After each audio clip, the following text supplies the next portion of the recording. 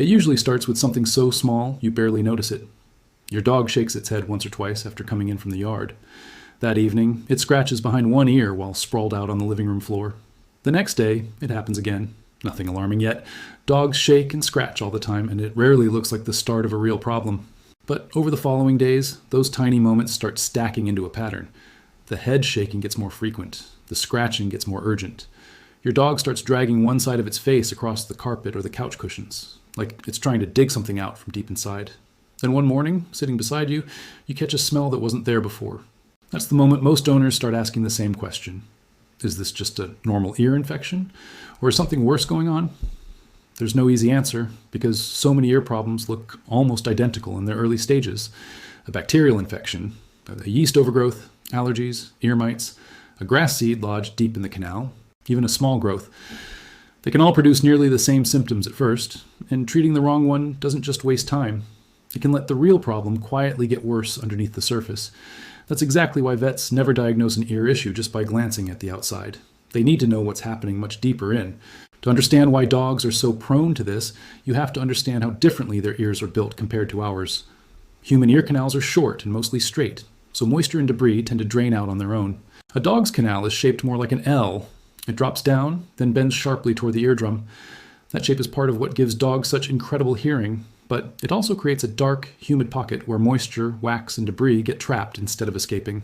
Now picture what happens after a swim, a bath, or a walk in the rain. Trapped moisture is exactly what bacteria and yeast need to multiply. Little by little, the ear becomes inflamed, irritation builds, and a minor imbalance can quietly turn into a painful infection. Some dogs are simply more at risk than others. Floppy-eared breeds, golden retrievers, labs, cocker spaniels, basset hounds, get far less airflow into the canal, so humidity builds up faster and infections follow more easily. Dogs with skin allergies tend to get recurring ear problems too, because the same allergic inflammation attacking their skin often attacks the sensitive lining inside their ears. But here's the part most owners never realize. The ear infection usually isn't the actual disease. It's the visible result of something else brewing underneath. That's why some dogs seem to bounce back after treatment, only for the same infection to return weeks later. Until the real cause is found, the cycle just keeps repeating. One of the earliest red flags is persistent head shaking. Every dog shakes its head sometimes. After waking up, after getting wet, that's normal. What's not normal is shaking over and over throughout the day, especially always favoring the same side. That repetitive shaking is your dog's way of trying to dislodge whatever's bothering it. But if the cause isn't loose debris or water, shaking won't fix anything. It just makes the inflammation worse. In some cases, the shaking gets so violent that tiny blood vessels inside the ear flap actually burst. Blood pools between the skin and cartilage, and the ear swells into a soft, balloon-like pocket. Vets call this an oral hematoma. Dramatic as it looks, it almost always started as something much smaller that never got addressed in time. Right alongside the shaking comes another telltale sign. Your dog starts scratching the same ear, again and again. Some use a back paw every few minutes. Others rub their whole head against the sofa or a wall corner. It looks like an ordinary itch. In reality, your dog is trying to reach relief it physically can't get to. And scratching only helps for a moment.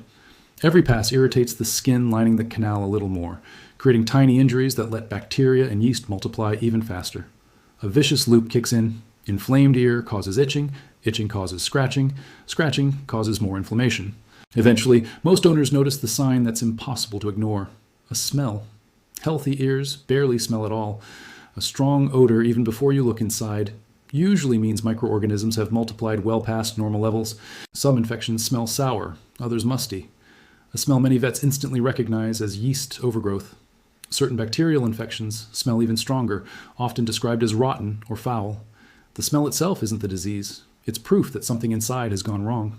When owners finally look, they often find dark brown wax, yellow discharge, redness, or swelling. It's tempting to assume dark debris automatically means ear mites. That's the go-to explanation people hear online. But adult dogs are actually far more likely to have a bacterial or yeast infection than mites. Ear mites are common in puppies, but in grown dogs, vets usually rule out several other causes first.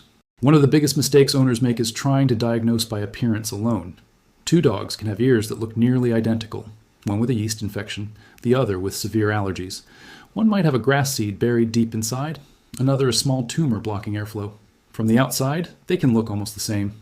The treatments couldn't be more different. And that's exactly where this gets more serious than most people expect. Sometimes it isn't an ear infection at all. Sometimes The ear is just the first place a much bigger health issue decides to show itself. So how do vets actually tell a routine infection apart from something far more serious? It's never one symptom, it's a pattern. Ear disease works like a puzzle. One clue alone might mean little, but several clues together start pointing somewhere specific. The first thing vets watch for is balance. An outer ear infection is uncomfortable, but it rarely throws off how a dog walks. Once infection reaches the middle or inner ear, though, everything changes. Those deeper structures control balance as much as hearing. When they get inflamed, a dog might suddenly tilt its head, circle, stumble, or seem unsteady on its feet out of nowhere. To an owner, it can look like their dog had a stroke overnight. In reality, it may have started weeks earlier with head shaking nobody thought twice about.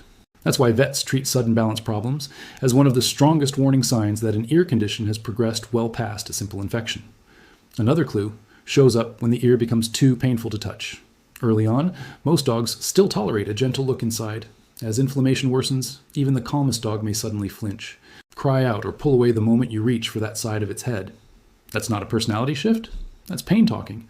Dogs are experts at masking discomfort, so by the time they show it openly, vets know the inflammation is likely already severe. In some cases, swelling narrows the canal opening so much that bacteria and yeast get trapped even deeper. And ear medication can no longer reach where it's needed, which is exactly when professional treatment becomes essential. One condition that catches a lot of owners off guard is a foreign object lodged in the ear. Picture your dog running through a field on a summer walk. A tiny grass seed, a grass awn, catches at the edge of the canal. Because of its shape, every head shake pushes it further in instead of out. Within hours, your dog is shaking violently. By the next day, there's swelling, redness, and discharge that looks almost exactly like an infection. The catch? No ear drops will fix it until that object is physically removed. This is exactly why vets reach for an otoscope, a lighted magnifying instrument built to see what the naked eye simply can't. But infections and foreign objects aren't the only culprits. Sometimes the ear is just reacting to something entirely different happening elsewhere in the body. Allergies are one of the most common examples. Most people assume allergies just mean itchy skin or watery eyes. In dogs, the ears are often the first place it shows up. Food and environmental allergies can inflame the ear canal long before any other symptom appears. As the lining gets irritated, bacteria and yeast move in on the damaged tissue, and infections start repeating. That's why some dogs seem to recover after every round of medication, only to relapse a month later.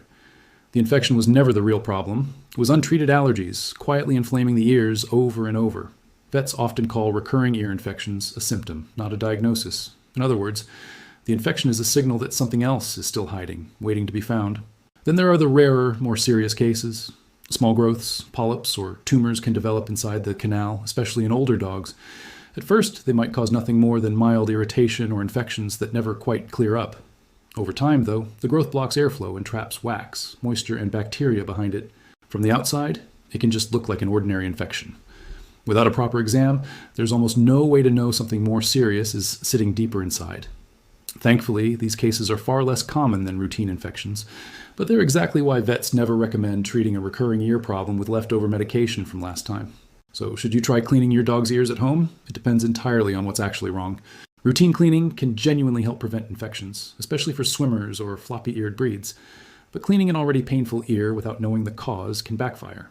If the eardrum has ruptured, certain solutions can damage the delicate structures behind it. And pushing a cotton swab in deep often shoves debris further inward instead of removing it.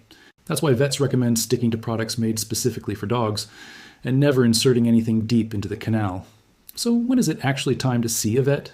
If your dog has been shaking its head for more than a day or two, scratching the same ear constantly, developing an odor, showing redness or discharge, crying when the ear is touched, or showing any signs of balance trouble, those symptoms deserve prompt attention.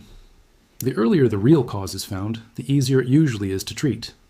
During the exam, your vet won't just glance inside and hand you a prescription. They'll start with questions that build the bigger picture. Has your dog been swimming lately? One ear or both? Has this happened before? Any itchy skin, red paws, or seasonal allergies? Every answer narrows the list of possible causes. Then comes the physical exam. With an otoscope, the vet checks the canal for inflammation, foreign objects, parasites, excess wax, or eardrum damage. Often, they'll take a small sample of debris and examine it under a microscope. A simple test that quickly reveals whether bacteria, yeast, mites, or inflammatory cells are behind it all. That microscopic look is usually the difference between guessing and actually knowing. Once the cause is confirmed, treatment gets far more precise. Bacterial infections need antibiotic drops. Yeast infections need something completely different. Allergy-prone dogs often need long-term management to stop the cycle from restarting. Foreign objects need safe removal. More complex cases may need imaging or even surgery. Here's what's worth remembering. Ear problems are rarely caused by bad ownership. Even the most attentive owners end up with dogs prone to ear disease because of breed, allergies, or plain bad luck. What actually makes the difference isn't preventing every single infection. It's catching the warning signs before a small problem turns into a painful one.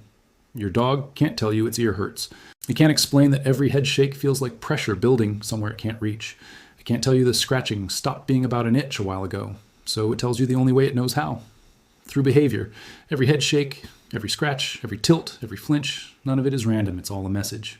And when that message gets caught early, what could have become a serious, painful condition often turns into something treated quickly, comfortably, and completely. Sometimes protecting your dog's hearing, balance, and comfort doesn't start with medication. It starts with simply noticing the small signs they've been showing you all along.